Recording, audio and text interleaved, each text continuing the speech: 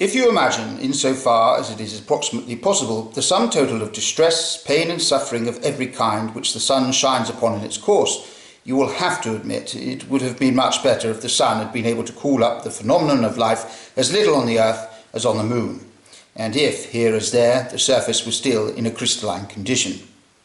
You can also look upon our life as an episode unprofitably disturbing the blessed calm of nothingness.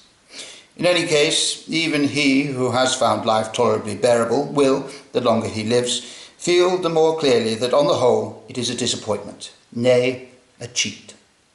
If two men who are friends in youth meet in old age after the lapse of an entire generation, the principal feeling the sight of one another, linked as it is with recollections of earlier years, will arouse in both, will be one of total disappointment with the whole of life, which once lay so fair before them in the rosy dawn of youth, promised so much and performed so little.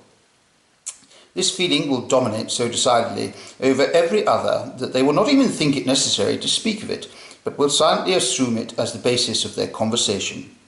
If the act of procreation were neither the outcome of a desire nor accompanied by feelings of pleasure, but a matter to be decided on the basis of purely rational considerations, is it likely the human race would still exist?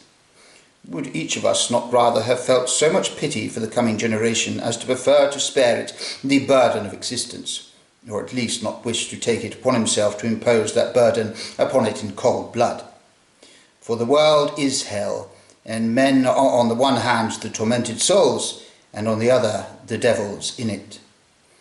Brahma is supposed to have created the world by a kind of fall into sin, or by an error, and has to atone for this sin or error by remaining in it himself until he has redeemed himself out of it. Very good. In Buddhism, the world arises as a consequence of the inexplicable clouding of the heavenly clarity of the blessed state of nirvana after a long period of quietude.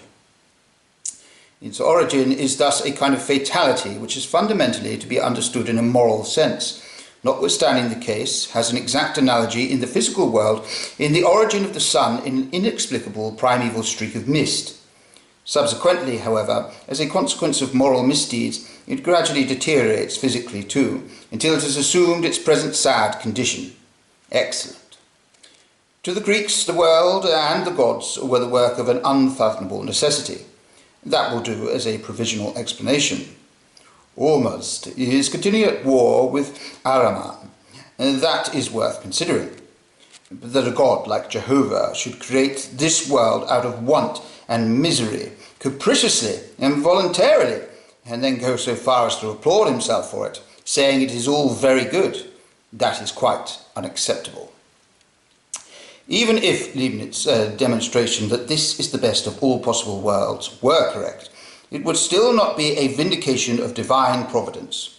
For the Creator created not only the world, he also created possibility itself. And therefore, he should have created the possibility of a better world than this one. In general, however, two things crowd against any such view of the world as the successful work of an infinitely wise, infinitely good, and at the same time infinitely powerful being, the misery of which it is full, and the obvious imperfection of its most highly developed phenomenon, man, who is indeed a grotesque caricature. This is a dissonance that cannot be resolved. On the contrary, it is precisely these instances which support what we have been saying and which provide evidence for our conception of the world as the product of our own sins, and therefore as something that had better not have been. Under the former conception, they become a bitter indictment of the Creator and supply material for cynicisms, while under our conception they appear as an indictment of our own nature and will, and one calculated to teach us humility. For they lead us to the insight that, like the children of libertine fathers, we come into the world already encumbered with guilt, and that it is only because we have continually to atone for this guilt that our existence is so wretched and its end is death. Nothing is more certain than that, generally speaking. It is the grievous sin of the world which gives rise to the manifold and great suffering of the world, whereby is meant not any physical empirical connection, but a metaphysical one. The story of the fall is consequently the only thing which reconciles me to the Old Testament. I even regard it as the sole metaphysical truth contained in that book. even though it does appear clothed in allegory. For our existence resembles nothing so much as the consequence of a misdeed, punishment for a forbidden desire. As a reliable compass for orienting yourself in life, nothing is more useful than to accustom yourself to regarding this world as a place of atonement, a sort of penal colony. When you have done this, you will order your expectations of life according to the nature of things, and no longer regard the calamities, sufferings, torments, and miseries of life as something irregular and not to be expected, but will find them entirely in order, well knowing that each of us is here being punished for his existence, and each in his own particular way. This outlook will enable us to view the so-called imperfections of the majority of men, i.e. their moral and intellectual shortcomings, and the facial appearance resulting therefrom, without surprise and certainly without indignation. For we shall always bear in mind when we are and consequently regard every man first and foremost as a being who exists only as a consequence of his culpability and whose life is an expiation of the crime of being born. The conviction that the world, and therefore man too, is something which really ought not to exist is in fact calculated to instill in us indulgence towards one another. For what can be expected of beings placed in such a situation as we are?